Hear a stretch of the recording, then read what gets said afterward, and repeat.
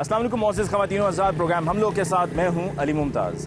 ناظرین، آج کے پروگرام میں ہم آپ کی خدمت میں ایک ایسی کہانی پیش کرنے جا رہے ہیں جس میں ایک خاتون نے ایک نہیں دو نہیں بلکہ 5 افراد کو قتل کیا اور مزید 35 افراد کو قتل کرنے کی منصوبہ بندی تیار تھی اور ایک فہرست بھی تیار کی جا چکی تھی۔ آخر یہ 5 افراد کون تھے اور وہ 35 افراد کون تھے کہ جن کو قتل کیا جانا تھا، ان کی تفصیلات ہم آج کے پروگرام میں آپ کی خدمت میں پیش کریں گے۔ چلیے چل کر سب سے پہلے معلوم کرتے ہیں کہ یہ پہلے 5 افراد جو قتل ہوئے ان کو کیوں، کب اور کیسے قتل کیا گیا۔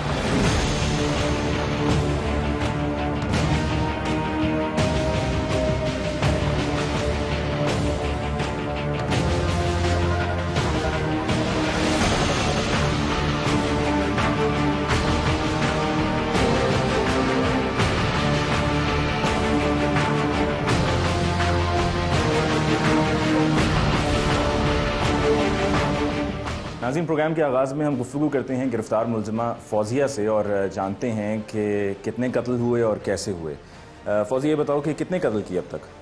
3 ہوئے ہیں۔ مزید کتنے کرنے تھے؟ ایک بھی نہیں کرنا تھا، اگر کرنے ہوتے تو میں نے 2 سال گزر کے کر دینے تھے۔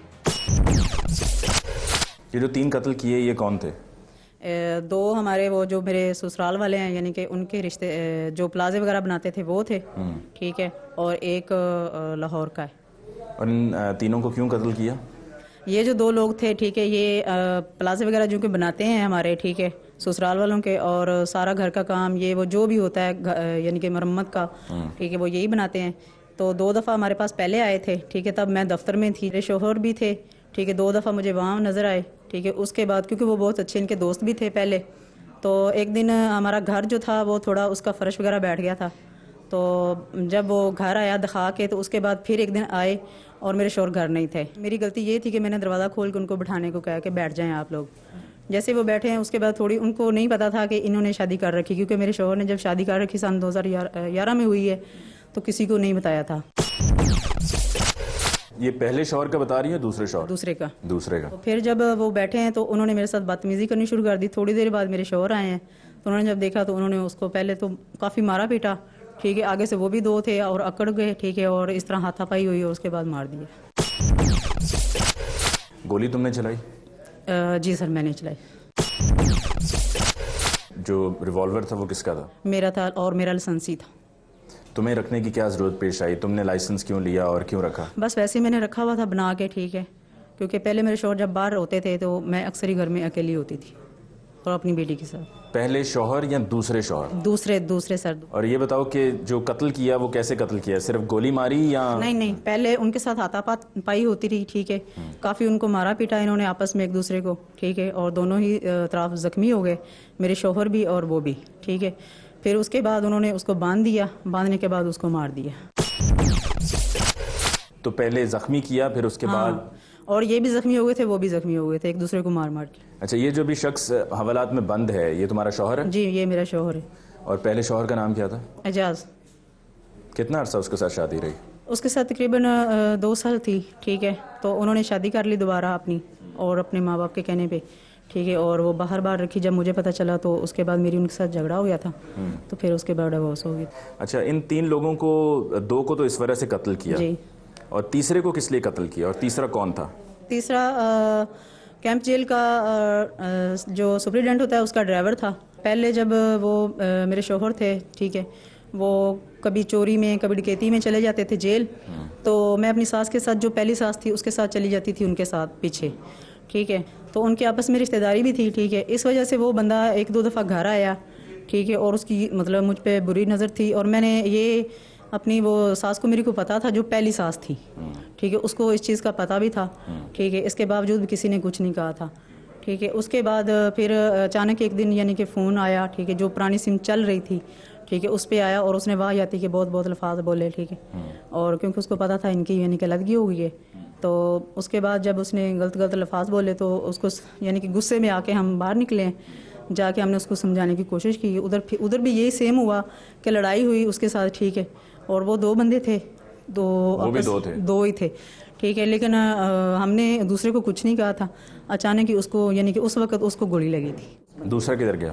وہ تو ادھر ہی تھا، وہ ادھر ہی کھڑا رہا؟ ادھر ہی کھڑا تھا. تو اس نے آگے سے روکنے کی کوشش نہیں کی؟ دو تھے، ظاہری سی بات ہے وہاں پہ بھی لڑائی ہوئی تھی ٹھیک ہے، لیکن جب گولی چلی ہے تو وہ یعنی کہ ہم نے اس کو، جب گولی چلی گئی ٹھیک ہے، ہم نے نہیں دیکھا اس کو لگی کس کو لگی ٹھیک ہے، مر گیا نہیں مر گیا، تو ہم وہاں سے نکل آئے. یہ تیسرے کو بھی گولی تم ہی نے ماری تھی؟ ہاں یہ میں نے ماری تھی. اور پہلے دو کو بھی تم نے گولی ماری؟ جی. اچھا، اور یہ جو باقی لوگ تھے جن کی فہرست تیار کی ہوئی تھی وہ کس لیے کی ہوئی تھی؟ وہ کوئی نہیں تھا ٹھیک ہے، صرف اور صرف یہ ان کی تھا، یعنی کہ جو میرے پہلے سسرال والے تھے اسی غصے سے کہ ایک ساس تھی ٹھیک ہے، جو پہلے دماغ میں تھا. جب میری شادی ہوگی تو اس وقت میں نے نکال دیا تھا، لیکن ان لوگوں نے پھر مجھے پریشان کرنا شروع کر دیا تھا. اچھا، اطلاعات یہ ہیں کہ گجرانوالہ میں بھی کسی صحافی کو قتل کیا ہے؟ نہیں سر، کسی کو نہیں کیا ٹھیک ہے. کسی صحافی کو نہیں جانتی ہو؟ نہیں جانتی ہوں میں ٹھیک ہے، لیکن اس کو نہ وہ مرا ہے نہ اس کو مارا ہے. مارنے کی کوشش کی تھی؟ بچ گیا؟ 2 دفعہ اس کے پیچھے گئے ضرور ہیں، لیکن اس کا نہیں پتہ چلا تھا ٹھیک ہے. اس کو کیوں مارنا تھا؟ وہ بھی انہی کے لنک سے تھا ٹھیک ہے. کن کے لنک؟ جو میرے پرانے سسرال والے تھے. سارے سسرالی تمہارے ذمہ دار بالکل انہی کے لنک سے ہے ٹھیک ہے. بے شک پہلے 2 لوگ جو قتل کیے، دیکھو جو 2 لوگ پہلے قتل کیے اس سے تو سسرالیوں کا کوئی تعلق نہیں تھا. کون سے 2 سر؟ جو 2 اکٹھے جو پلازے وغیرہ بناتے تھے ٹھیک ہے، ان سے تو کوئی سسرالیوں کا تعلق نہیں تھا نا؟ نہیں تھا، بالکل نہیں تھا. پھر اس کے بعد جو کیمپ جیل والے ہیں ان سے بھی تعلق کوئی نہیں تھا، وہ وہاں پر اپنے شوہر کو ملنے کے لیے جاتی تھی کیونکہ وہ جیل اس کو ہو جاتی تھی. ملنے کے لیے تم جاتی؟ میں جاتی تھی. ہاں، تو جب ملنے کے لیے جاتی تھی تو وہاں پر آپ نے بتایا کہ جو کیمپ جیل کے وہاں پہ سپرنٹینڈنٹ ہیں ان کا ڈرائیور تھا، اس کو قتل کیا. تو وہاں پہ بھی سسرالی نہیں تھے. یہاں صحافی والی سٹوری کے اندر جو ہے وہ سسرالیوں کا انہی کے لنک سے تھے، ہمارے لنک سے کوئی بندہ بھی نہیں تھا ٹھیک ہے. اور نہ ہی میری فیملی ان لوگوں سے ملتی تھی سوائے میرے، کیونکہ میں ان کی بہو تھی اور میں ان کے ساتھ رہتی تھی. اچھا، اطلاعات یہ بھی ہیں کہ جسم فروشی کا کام کرتی رہی ہو؟ میں نے آپ کو پہلے کہا ہے ٹھیک ہے کہ یہ سب بکواس ہے، اور آپ بار بار یہ لفظ نہ دہرائیں. تو جو یہ کہہ رہے ہیں وہ غلط بیانی کر رہے ہیں. آپ پوچھ لیں ان کے سامنے، اگر وہ قرآن پہ ہاتھ رکھ کے کہہ دیتے ہیں میں بھی رکھ دیتی ہوں ٹھیک ہے، تو آپ پوچھ لیں. آپ یہ تو ان کی تفتیش ہے نا، اس میں ان کو قرآن کو بیچ میں لانے کی کیا ضرورت ہے. ہمارے ساتھ جی متعلقہ تھانے کے SHO صاحب بھی موجود ہیں، شاہد صاحب. یہ بتائیے گا کہ یہ فوزیہ کا یہ کہنا ہے کہ یہ اس طرح کا کوئی کام نہیں کرتی رہی ہے، آپ کی تفتیش کیا کہتی ہے؟ کیونکہ آپ نے گرفتار کیا ہے، آپ نے ان کو پکڑنے کے لیے کافی کوششیں بھی کی ہیں، مختلف علاقوں میں بھی گئے ہیں، تو آپ بتائیے یہ جو کہہ رہی ہے وہ کس حد تک غلط ہے اور کس حد تک صحیح ہے؟ جی اصل میں بات یہ ہے کہ اس کی پہلی شادی اجاز نامی بندے سے ہوئی تھی. اجاز جو تھا وہ ایک چور اور ڈکیٹ تھا، وہ کیمپ جیل میں پکڑا گیا. اس کے بعد اس نے جو بیان دیا، اس نے کہا کہ میری ساس جو ہے وہ مجھے مختلف جگہوں پہ لے کے جاتی تھی غلط کاموں کے لیے ٹھیک ہے. گجرانوالہ بھی مجھے کسی ایک صحافی کے پاس لے گئی جس کا نام اس نے آصف بتایا. اس کے علاوہ ایک فیصل آباد میں وکیل ہے، اس کا نام بھی اس نے کچھ بتایا. اس کے پیچھے بھی وہ مطلب اس کی ساس ہی، اس کے بقول کہ جو میری ساس تھی وہ مجھے مختلف جگہوں پہ غلط کام کرنے پہ مجبور کرتی تھی. ساس اس کی جو پہلے خامن سے تھی، اجاز کی ماں والدہ جو تھی. تو اس کے بعد جیسے ہی اس کی ڈائیورس ہوئی اجاز سے، اس کا خالد شاہ سے ریلیشن بنا، ان کا پھر آپس میں زیر میچ ہوا کہ جہاں جہاں میری ساس نے مجھ سے غلط کاریاں کروائی ہیں ہم نے ان کو جو ہے نا وہ مرڈر کرنا ہے. وہ تقریباً 30 سے 35 افراد تھے جس کی اس نے فہرست بتائی. تو اس میں سے اس نے پھر بتایا کہ آپ کو بھی ابھی بتا رہی تھی کہ گجرانوالہ ایک صحافی کے پیچھے ہم جاتے رہے ہیں، کوشش کی تلاش کرنے کی، لیکن اس کے اگر یہ کہہ رہی بچ گئی، اس کے مقدر اچھے. ٹھیک ہے، اسی موقع پہ تمہارے سامنے فوزیہ یہاں پر SHO صاحب کھڑے، انہوں نے کہا کہ تمہاری ساس جو ہے وہ تمہیں مختلف لوگوں کے پاس لے کر جاتی رہی ہے. یہ پولیس والے ہیں ٹھیک ہے، اور یہ چلو 10 میں سے 2 تو اچھے ہوں گے، میں سب کو اچھا بالکل نہیں کہتی، ان کے منہ پہ کھڑی ہوں میں ٹھیک ہے. جب بندہ کوئی پھنس جاتا ہے وہ اپنی غلطیوں پہ پھنستا ہے، جب اس کے پیچھے اس کی ماں بہن یا بیوی کوئی بھی جاتی ہے ٹھیک ہے تو وہ اسی چیز کا شکار ہوتی ہے جو ہوتا ہے انسان کے ساتھ. ایک سیکنڈ، آپ نے شاہد صاحب یہ چونکہ اب آپ کو اس کے لیے قصوروار ٹھہرا رہی ہے تو یہ ضروری ہو جاتا ہے کہ میں آپ سے پوچھوں کہ آپ نے کیا اس کے جو پہلے شوہر سے اس کی شادی ہوئی تھی، جو ساس تھی اس کی، اس کو بھی کیا آپ نے شامل تفتیش کیا؟ نہیں، ساس کو اس لیے نہیں ہم نے کیا چونکہ وہ ہماری ملزمہ نہیں تھی. اس کے بقول یہ کہہ رہی ہے کہ مجھے اس نے مجبور کیا، ان غلط کاموں کے لیے مجھے غلط جگہوں پہ لے کے جاتی تھی، اسی وجہ سے میں نے اکرم کو. یہ اس کا خود کا کہنا ہے؟ اس کا خود کا کہنا ہے. اس نے آپ کے پاس ریٹن اقبال جرم کیا؟ ہاں ریٹن، یہ تو اقبال جرم ظاہر ہے، ہماری مثل میں بھی اقبال جرم ہے. ہمارے اس کے انکشافات جو ہیں جب ہم نے پکڑا، اس کی دریافت ڈالی ہے، مثل میں سارا کچھ لکھا، سب کچھ لکھا ہوا ہے. سب کچھ لکھا. ٹھیک ہے، تو یعنی کہ یہ جو ابھی فرما رہی ہیں یہ جھوٹ بول رہی ہیں؟ ہاں جی، یہ ساری باتیں اس لیے بتائیے، ہمیں اس کام کی ہمارے مقدمے میں ضرورت نہیں تھی. یہ ڈبل مرڈر کا تھا، وہ آپ کے سامنے بھی مان گئی ہے، پہلے بھی ہمیں پتا تھا کہ اس نے کیا. آپ کی تفتیش کے مطابق اور ان کے اقبال جرم کے مطابق اب تک انہوں نے کتنے قتل کیے ہیں؟ جو انہوں نے بتایا ہے وہ تو 5 ہیں, ٹھیک ہے, جن کی ہمیں تصدیق ہو گئی ہے وہ 3 تو کنفرم ہے, ٹھیک ہے, 2 کی ہم جو ہے نا آگے تصدیق کر رہے ہیں. گجرانوالہ کا جو صحافی اس نے بتایا, ابھی پہلے اس نے بتایا کہ میں نے مرڈر کر دیا ہے, اب یہ کہہ رہی ہے کہ ہم اس کے پیچھے جاتے رہے ہیں لیکن وہ خوش قسمتی سے بچ گیا. سامنے آپ نے سن لیا ہے کہ شاہد صاحب نے کیا کہا ہے, اب خود بتاؤ کیا کہا انہوں نے. آپ نے سنا؟ میں نے سنا ہے, لیکن انہوں نے کیا کہا. آپ نے اقبال جرم کیا ہے؟ وہ تو میں نے پہلے دن سے ان سے کہا تھا کہ ہاں میں نے کی ہے. ٹھیک ہے, اور اقبال جرم میں ہی آپ نے یہ کہا ہے کہ آپ کی ساس جو ہیں وہ آپ کو مختلف لوگوں کے پاس بھیجتی رہی ہیں, اور یہ انتقامی کارروائی تھی کہ بعد میں جب خالد سے شادی ہوئی تو اس کے بعد پھر ان تمام لوگوں کی فہرست تیار کی گئی کہ ان لوگوں کے پاس ساس نے کسی کی بھیجا. کوئی نہیں تیار کی گئی تھی, ٹھیک ہے, ان کے پاس پوچھ لیں, کوئی کسی کی لسٹ نہیں ہے. جو ان کے نام تھے یعنی کہ جو سسرالیوں سے تھے, جو پرانے تھے, ٹھیک ہے, ان میں سے میں نے ان کو بتا دیا تھا, ٹھیک ہے, اور وہ ان کو لے کے بھی آئے تھے اس کو, ٹھیک ہے. آپ کی ساس آپ کو مختلف لوگوں کے پاس بھیجتی تھیں؟ بھیجتی نہیں تھی, خود ساتھ جاتی تھیں, ٹھیک ہے, جس کام کی جو کام اس کو پڑتا تھا کہ یہ کام نہیں ہوگا تو چلو اس طرح کام کریں گے, ٹھیک ہے. آپ کو مجبور کرتی؟ ٹھیک ہے, تو اس کے بعد وہ یہاں آئی تھی اور وہ چلی گئی. آپ کو مجبور کرتی تھیں؟ یہی سمجھ لیں کہ مجبور کرتی تھی. جب وہ آپ کو مجبور کرتی تھی تو اس میں کوئی معاوضہ بھی شامل تھا یا بغیر کسی معاوضے؟ صرف کام کے لیے کہ یہ کام ہو جائے گا. کیسا کام؟ جیسے بھی کہ جیسے کوئی تھانے میں پکڑا گیا تھا, ٹھیک ہے, جیسے کہ ابھی ان کے پاس تھے ہم, ٹھیک ہے, تو کوئی پیچھے سے آئے تو یہ جناب اس کو جناب پہلے تو میں نے آپ کو پہلے بتایا تھا, ٹھیک ہے. کتنے لوگوں کے پاس اس طرح سے لے کر گئیں اندازن تو بالکل مجھے کوئی نہیں ہے, ٹھیک ہے. ویسے ہی اندازن کوئی مطلب 5-10 اوپر نیچے کر کے تھوڑا سا اندازہ ہو جائے گا؟ نہیں, مجھے کوئی آئیڈیا نہیں ہے. جو یہ 35 لوگوں کا نہیں, یہ 35 بالکل نہیں ہے, ٹھیک ہے.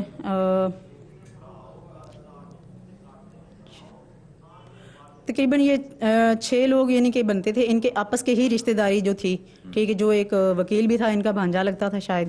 صحافی کے پاس ساس کس لیے لے کر گئی؟ وہ اس لیے کہ جب ہم وہاں پہ گئے تھے تو اس نے یہ کہا تھا کہ آپ لوگ میرے ساتھ چلیں, ٹھیک ہے, تو میں پتہ نہیں کسی صاحب کے ساتھ پیش کروں گا, ٹھیک ہے, کیونکہ جب مجھے تب ان چیزوں کو پتہ نہیں ہوتا تھا کہ کیا کس کے پاس جانا ہے اور کیا کرنا ہے, تو وہ کسی صاحب کے پاس نہیں گیا تھا, ٹھیک ہے, اور نہ کوئی اس نے کچھ کیا کرایا تھا, ٹھیک ہے, وہ سیدھا اپنے ایک گھر میں اور ایک حویلی میں لے گیا تھا, ٹھیک ہے. تو وہاں پر یعنی کہ اس نے بدتمیزی کی تھی میرے سے, ٹھیک ہے, اور اس کو الگ رکھا تھا اور مجھے الگ رکھا تھا, اور یہی چیزیں میرے دماغ میں تھی کہ اس کو الگ رکھا تو اس کا مطلب ہے یہ ایک اگر ماں ہے, ٹھیک ہے, تو وہ ظاہری بات ہے اپنی بیٹی کو کہیں پہ بھی نہیں چھوڑتی, ٹھیک ہے, اگر 10 منٹ کے لیے بھی اگر اس کی بیٹی اس کے ساتھ الگ ہوگی تو اس کو پتا ہوگا, ٹھیک ہے. اس صحافی کو قتل کر دیا؟ نہیں, بچ گیا. کیسے بچا؟ مطلب قتل کرنے کے لیے گئے, فائر کیا, ہوا نہیں یا ہاتھ ہی نہیں آیا؟ ہاتھ ہی نہیں آیا. ٹھیک ہے ناظرین, ہماری گرفتار ملزمہ فوزیہ سے گفتگو جاری ہے. اس موقع پر ہم لیتے ہیں بریک, اور بریک کے بعد ہم لوٹ کر آئیں گے تو اس کیس کی مزید تفصیل آپ کی خدمت میں پیش کی جائے گی. میں نے حامی تو نہیں اس کے ساتھ بڑھی اس معاملے میں, اور نہ ہی میں نے کوئی ایسا قدم اٹھانے کے لیے پروگرام بنا رکھا تھا. جیسے یہ گرفتار ہوئے ہیں اس کے بعد بھی سنا ہے کہ ان کے جو ٹارگٹس تھے بقایا 35 افراد, ان کو قتل کرنے کے بعد انہوں نے نیپال چلے جانا تھا.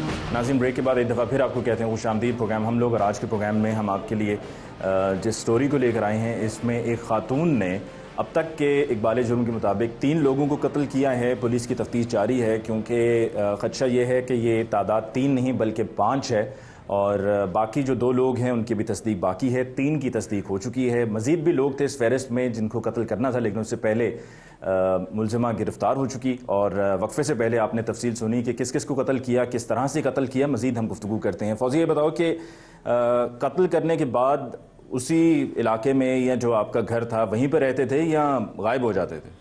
نہیں, یہ اچانک جب تینوں قتل ہوئے تھے, ٹھیک ہے, تو ہم گھر میں تھے, ٹھیک ہے. اس کے بعد ہم یعنی کہ جیسے ایک دن ہمیں یعنی کہ آفس گئے تھے اپنے, ٹھیک ہے, آفس گئے تو اچانک پتہ چلا کہ گھر میں ریڈ ہوئی ہے, ٹھیک ہے, اور آفس سے ہم سیدھے جو ہے نا وہ فیصل آباد سے آگے سیدھے کشمیر چلے گئے, ٹھیک ہے. فیصل آباد کس کے پاس گئے؟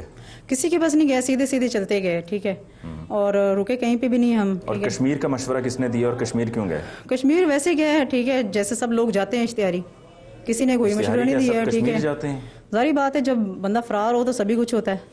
اچھا, یعنی کہ آپ اپنے آپ کو اشتہاری مانتی ہیں کہ آپ بات ہے, جب اشتہاری انہوں ہو نے گئی کر دیا تو تھیں, 3 قتل کرنے کے بعد آپ اشتہاری تھیں, اور اس کے بعد آپ کے ذہن میں آیا کہ کشمیر جاتے ہیں, وہاں پر پکڑ دکڑ شاید نہ ہو سکے. میری بات سنیں, ٹھیک ہے, میں جو بات سیدھی سیدھی بتا رہی ہوں, مجھے آپ اس باتوں میں الجھائیں مت. ٹھیک ہے, نہیں, میں نہیں الجھا رہا ہوں, میں تو صرف جاننے کی کوشش کر رہا ہوں. میں بھی بہت اچھی طرح سے جانتا ہوں کہ آپ کو آپ کے وکیلوں نے بہت پٹیاں پڑھائی ہیں, اور میں بھی بہت اچھی طرح سے جانتا ہوں کہ آپ جتنی چالاک اور ہوشیار بننے کی کوشش کر رہی ہیں اب اتنی ہیں نہیں. میری بات سنیں, جو میں نے آپ سے پوچھا ہے وہ آپ مجھے اس کا جواب دے دیں. میری بات سنیں, میں نے جو بتایا آپ کو, آپ وکیل میں بیچ میں کیوں لا رہے ہیں بار بار؟ اس لیے کیونکہ وکیل کا ذکر آپ نے خود کیا, میں نے نہیں کیا. وہ ٹھیک ہے, لیکن سب کے وکیل سب کو مشورہ اپنے بچنے کے لیے دیتے ہیں, مارنے کے لیے تو نہیں کوئی دیتا. حرج نہیں ہے نا, ملزم کو بھی حق ہے وہ اپنا وکیل کرائے, بس اسی لیے مدعی کو بھی حق ہے, وہ بھی ظاہری بات ہے وکیل کراتے ہیں. تو کرے نہ کرے, نیپال میں کتنا عرصہ رہے؟ نیپال میں کتنا عرصہ رہے؟ عزیز تھے وہاں 4 سے 5 مہینے رہے بس. ہم 4 سے 5 مہینے آپ نیپال میں رہے, اور پھر اس کے بعد واپس جب آپ آئے تو کیا آپ سمجھ رہے تھے کہ اس وقت معاملات جو ہیں وہ نہیں ٹھنڈے؟ تو مجھے نہیں پتا تھا کچھ بھی ہے, ٹھیک ہے,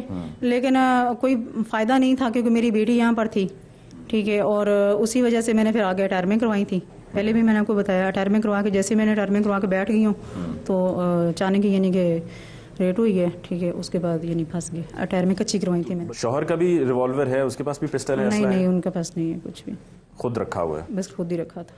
شاہد صاحب, جو اب تک تفصیل بتائی ہے فوزیہ نے, اس میں اس نے بتایا ہے کہ کشمیر بھی گئے, بلوچستان بھی گئے, اور یہ سب ان علاقوں میں اس لیے جاتے رہے کہ تاکہ یہاں پولیس سے دور رہیں, گرفتار نہ ہو سکیں. ریڈ چونکہ گھر میں ان کی ہوئی تھی, اور جب ان کو پتہ چلا کہ ریڈ ہوئی ہے تو اس کے بعد پھر انہوں نے راہ فرار اختیار کیا. تو آپ ان تک کیسے پہنچے, اور آپ ان کے پیچھے ان تمام علاقوں میں گئے جہاں جہاں یہ جاتے رہے؟ جی بالکل, یہ بڑا ہی سینسٹیو اور بڑا ہی مشکل کیس تھا. اس میں ڈبل مرڈر تھا, اور سب سے اہم بات یہ ہے کہ نامعلوم تھا. 2 افراد جو کہ ساہیوال کے رہائشی تھے, ان کو انہوں نے قتل کر کے ناشے ہمارے علاقے میں بائی پاس کے قریب انہوں نے پھینک دی. اور اس میں سب سے پہلی جو ہمیں پرابلم پیش آئی وہ یہ تھی کہ ان بندوں کی شناخت ہو, یہ کون ہے, چونکہ وہ ادھر کو تو تھے نہیں, وہ ساہیوال کے تھے. تو وہ بڑی مشکل سے ہم نے بڑی محنت کر کے ان کی شناخت کی, ان کے گھر والوں کو, لواحقین کو بلایا. انہوں کو بھی نہیں پتا تھا کہ اس کی وجہ کیا ہے, قتل کرنے والے کون ہیں اور قتل کی وجہ کیا ہے. ٹھیک ہے, اس لیے اس کیس میں ہمیں کافی ٹائم لگا, ہم نے کافی محنت کی. اس کے بعد جیسے ہی ہم نے جو ہے نا اس کے لنکس کو چیک کیا, CDRs کو چیک کیا, جو مقتول ہیں دونوں ان کے موبائلز کو چیک کیا, آخری کالز کہاں آ کے سٹاپ ہوئی, ان کے لنکس پیچھے ساہیوال سے کہاں کہاں بنتے ہیں, ان کو چیک کیا. تو تقریباً 2-3 ماہ ہمیں لگ گیا ڈیٹیکٹ کرنے میں کہ اصل ملزمان کون ہیں قتل کرنے والے. تو جب ہمیں پتہ چلا کہ یہ فوزیہ ان قتل کی وارداتوں میں صرف قتل ہوتا رہا ہے یا کوئی وہاں پر لوٹ مار بھی ہوئی ہے؟ اس میں جو ہے وہ ان مقتولوں کے پاس تقریباً 2.5 لاکھ روپیہ تھا, وہ بھی انہوں نے لیا, اور ان دونوں کو قتل بھی کیا. قتل اس طرح کیا انہوں نے جو ہے نا ہاتھ پاؤں باندھ کے گلا دبا کے ان دونوں کو قتل کیا. تیسرا جو اچھرے والا ہے وہ انہوں نے بذریعہ فائر قتل کیا. تو اس کے بعد جیسے ان کو پتہ چلا کہ پولیس کو پتہ چل گیا کہ یہ قتل ہم نے کیے ہیں, چونکہ ظاہر ہے یہ قاتل تھے, قتل کبھی چھپتا نہیں. تھوڑی محنت ہمیں کرنی پڑی ہے میری ٹیم کو. اس کے سلسلہ میں ہم کشمیر بھی گئے ہیں, بلوچستان زوب گئے ہیں, خوزدار گئے ہیں, کراچی گئے ہیں, سندھ ان کے پیچھے گئے ہیں. یہ بڑے ہی تیز اور بڑے ہی چلاک ملزمان ہیں. یہ کہہ رہے ہیں جی وہاں پر رشتہ داروں کے پاس رہتے رہے؟ نہیں, یہ رشتہ داروں کے پاس تو نہیں رہتے تھے, جاننے والے کبھی کسی کے پاس چلے گئے, کبھی کسی کے پاس چلے گئے. اور اس کے بعد ہمیں پھر پتہ چلا یہ باہر بھی چلے گئے نیپال. اور جیسے ہی یہ گرفتار ہوئے ہیں اس کے بعد بھی سنا ہے کہ ان کے جو ٹارگٹس تھے بقایا 35 افراد, ان کو قتل کرنے کے بعد انہوں نے نیپال چلے جانا تھا. اس کے لیے ہم کیسے کہہ سکتے ہیں کہ مزید 35 افراد کو قتل کر یہ 35 افراد کو, چونکہ اس کا موٹیو جو ہے وہ آپ کے سامنے ہے کہ کس وجہ سے یہ جو ہے نا ان قتل کرنا چاہ رہی تھی بندوں کو, اور جو انہوں نے کی ہیں.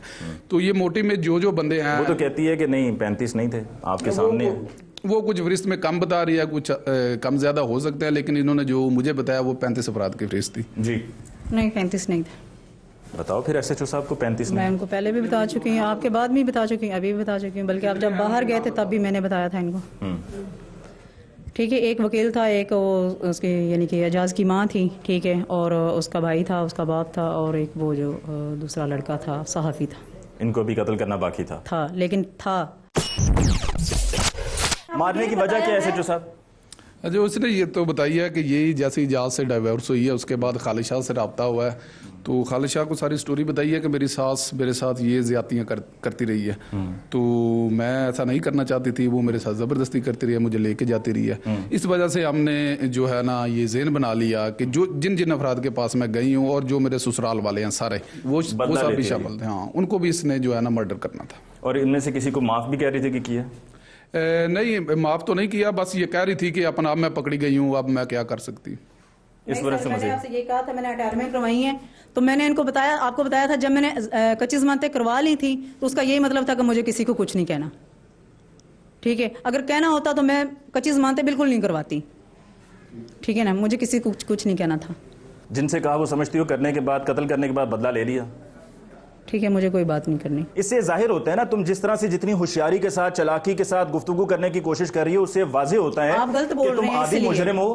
میں کیا غلط بول رہا ہوں؟ تمہارے سامنے ایس ایچ او صاحب کھڑے ہیں، میں تمہیں کوئی علیحدہ لے کے تو کھڑا نہیں ہوں، ایس ایچ او کے سامنے ساری باتیں کہہ رہا ہوں۔ کہیں پر اگر ایس ایچ او صاحب میں نے کوئی غلط بات کہی ہو تو آپ مجھے بتا دیں، جہاں پر یہ کوئی غلط بات کہہ رہی ہیں وہاں پر آپ انہیں ٹوک کر بتا دیں کہ کون صحیح کہہ رہا ہے اور کون غلط کہہ رہا ہے۔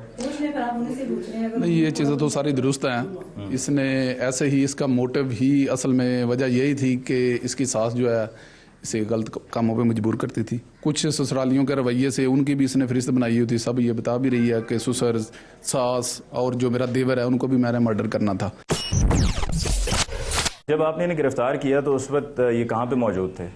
اس وقت یہ میرے علاقہ میں تھے، ادھر سے، لیکن مطلب آپ ایک کمرے میں تھے پہنچے تو کیا آپ کو ان کے پاس سے کیا کیا اس وقت برآمد ہوا؟ ہاں، جب ہم جیسے ان کے پاس پہنچے ہیں تو ادھر سے کچھ چھوٹے موٹے کاغذات تھے اور ان کے ساتھ 2 موبائل ملے تھے۔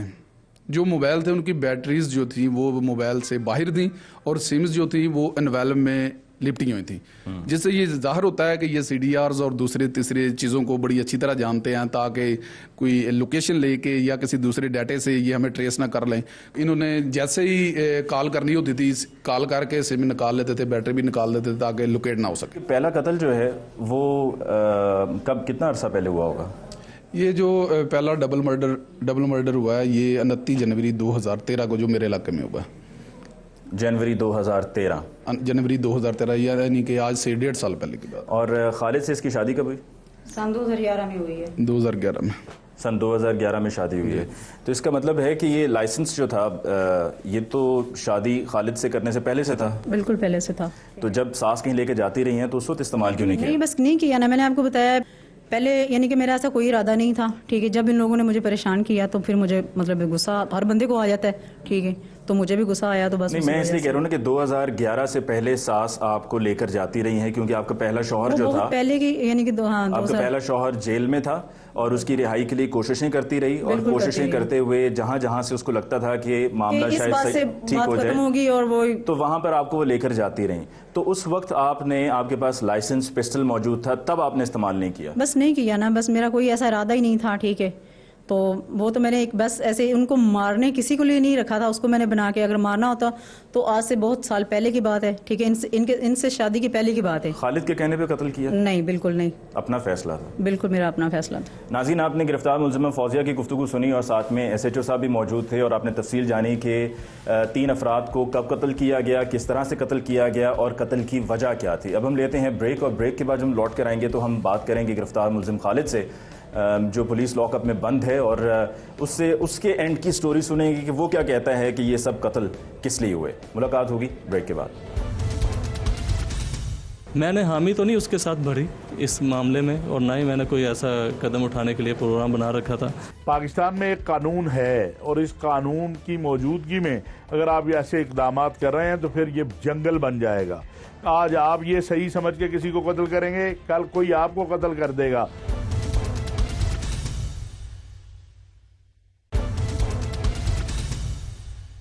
ناظرین، بریک کے بعد ایک دفعہ پھر آپ کو کہتے ہیں خوش آمدید پروگرام ہم لوگ، اور وقفے سے پہلے ہم بات کر رہے تھے گرفتار ملزمہ سے۔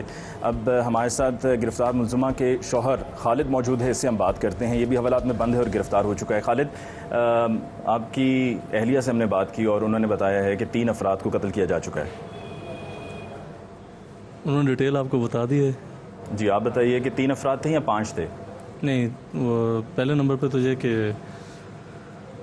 لاہور میں 1 ہے اور 2 یہاں کے ہیں، 3 افراد۔ 3 ہیں، جی۔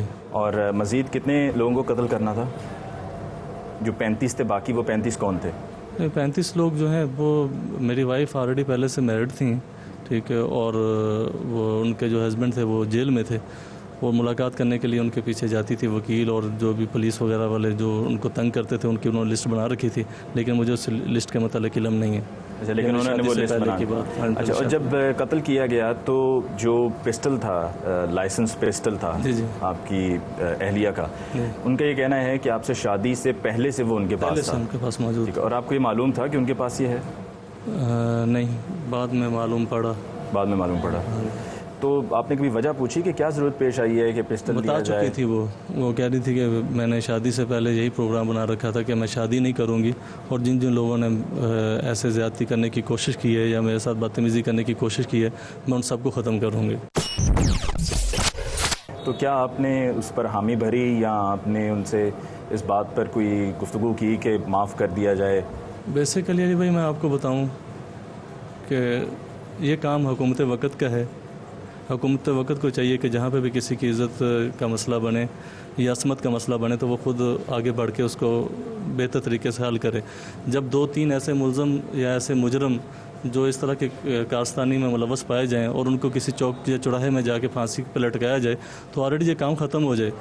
میں نے حامی تو نہیں اس کے ساتھ بھری اس معاملے میں، اور نہ ہی میں نے کوئی ایسا قدم اٹھانے کے لیے پروگرام بنا رکھا تھا، لیکن اس وقت جو صورتحال بن چکی ہے وہ آپ کے سامنے. اچھا، یہ بتاؤ کہ قانون پر کوئی اعتبار نہیں تھا کہ ایک قانونی کارروائی بھی تو کی جا سکتی تھی کہ رپورٹ درج کرائی جائے، FIR کٹائی جائے، قانونی کارروائی شروع کی جائے؟ سب سے بڑھ کے یہ ہے کہ قانونی کارروائی جو لوگ کرتے ہیں، جو FIR درج کرواتے ہیں یا میڈیا وہاں پہ پہنچتا ہے، جو پہنچتے ہیں وہاں پہ ان کی فوٹیج بھی ہوتی ہیں، ٹھیک ہے، ان کی وہ پٹیاں بھی چلتی ہیں اور پھر ان کے انٹرویو بھی چلتے ہیں. بچوں سے لے کے بوڑھوں تک سب کو بلایا بھی جاتا ہے کیا ہوا کیا نہیں، سب کچھ ہونے کے باوجود پھر چیف منسٹر صاحب آتے ہیں، وہ 5 لاکھ روپے کا اس کو چیک بھی دیتے ہیں دلاسے کے طور پہ، لیکن جو ان کی عزت جاتی ہے وہ واپس نہیں آتی. قانون سازی ہونی چاہیے، اور آپ سمجھتے ہیں کہ جو اسلامی قانون ہے اس کا نفاذ ہونا چاہیے. ہمارے چیف منسٹر صاحب نے آتے ساتھ سب سے پہلی تقریر میں کہا تھا کہ میں تھانہ کلچر بدلوں گا. تھانہ کلچر اگر بدل جائے تو معاشرت درست ہو سکتا ہے، درست سمت جا سکتا ہے. اب چونکہ گرفتار ہو چکے ہو، ٹھیک ہے، حوالات میں بند ہو، اب یہ کیس چلے گا، تو کیا نہیں سمجھتے کہ اس موقع پر جن مزید لوگوں کو قتل کرنے کا ارادہ تھا، جن کو نہیں قتل کیا جا سکا، اب ان لوگوں کو بے نقاب کیا جائے اور یہاں عدالت میں ان کو پیش کیا جائے؟ کچھ بھی نہیں ہونا، کچھ بھی نہیں ہونا. میں آپ کو بتاؤں کہ کچھ بھی نہیں ہونا. میں یہاں پہ پکڑا گیا ہوں، ٹھیک ہے، اس وقت حوالات کے اندر بند ہوں، ٹھیک ہے. اگر اللہ رب العزت نے میری اگر زندگی رکھی ہوئی تو میں باہر نکلوں گا. لیکن میں آپ کو بتاؤں کہ آج بتاؤں کہ یہ فلاں لوگ ہیں تو میرے پاس وہ نہ وہ ایویڈنس پورے ہوں گے اور نہ ہی وہ معاملات. لیکن کسی کو اس کے حال پہ بھی تو چھوڑا جا سکتا ہے کہ جو کوئی اس طرح کا فیل کرتا ہے، جو غلط سوچ کا مالک ہے، جس کے بارے میں بھی کوئی زانی ہے، کوئی کسی خاتون کی جو ہے وہ عزت سے کھیلنے کی کوشش کرتا ہے، تو اس کو اس کے حال پہ بھی چھوڑ دینا چاہیے کہ اللہ کی عدالت میں انصاف ہوگا. میں اگر آپ کی عزت کے ساتھ کھیلوں، ٹھیک ہے، آپ کی بیٹی، بہو، بہن یا وائف، تو آپ مجھے کس طرح کہیں گے کہ اللہ کی سپرد میں چھوڑ دیتا ہوں؟ کیسے کہیں گے؟ کبھی بھی نہیں کہہ سکتے. یہ اس وقت تک کہہ سکتے ہیں جہاں DSP بھی کہے گا، DPO بھی کہے گا، اس وقت تک کہے گا، سب لوگ اس وقت تک کہیں گے جب تک ان کے اوپر اپنے نہیں بنے گی. یہ اس وقت تک ہے، اس وقت تک سارے قانون ہیں. لیکن بیسیکلی یہ کہ ہمارا جو نظام ہے وہ نظام درست نہیں ہے. خالد، بہت بہت شکریہ. ناظرین، آپ نے تفصیل جانی خالد سے، اور جو قانون سازی کی بات ہے وہ بالکل درست ہے کہ بہت سے ایسے معاملات ہیں کہ جن پہ قانون سازی نہیں ہوئی، بہت سے ایسے معاملات ہیں کہ جن پہ قانون ہے بھی لیکن اس کا عمل درآمد نہیں ہے.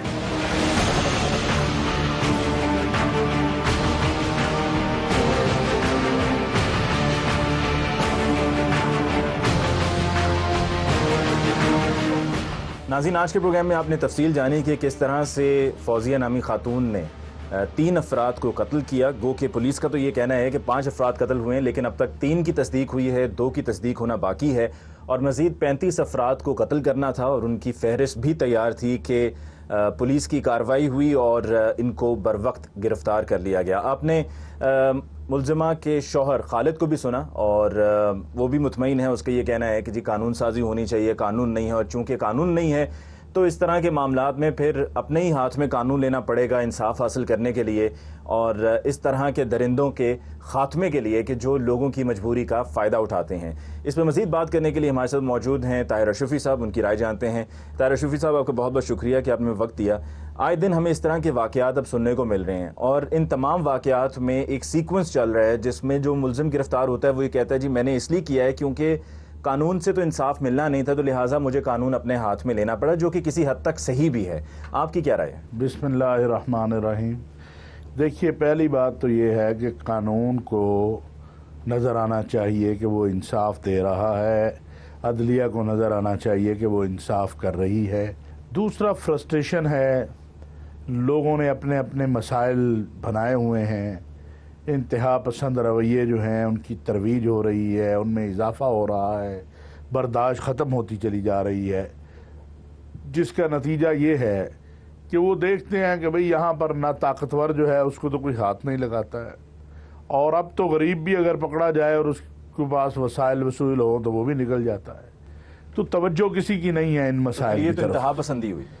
انتہا پسندی ہے کہ جب قانون موجود ہے، بہرحال الٹیمیٹلی ہمیں قانون ہی کی طرف جانا ہے. اب انصاف نہیں ملے گا اور واقعات بڑھتے جائیں گے اور پھر مذہب کی جو تشریح ہے اپنی مرضی کی وہ ہو رہی ہوگی، تو پھر لازمی بات ہے کہ مجھے یہ حوصلہ ملے گا کہ میں قانون کو ہاتھ میں لوں، اور وہی ہو رہا ہے.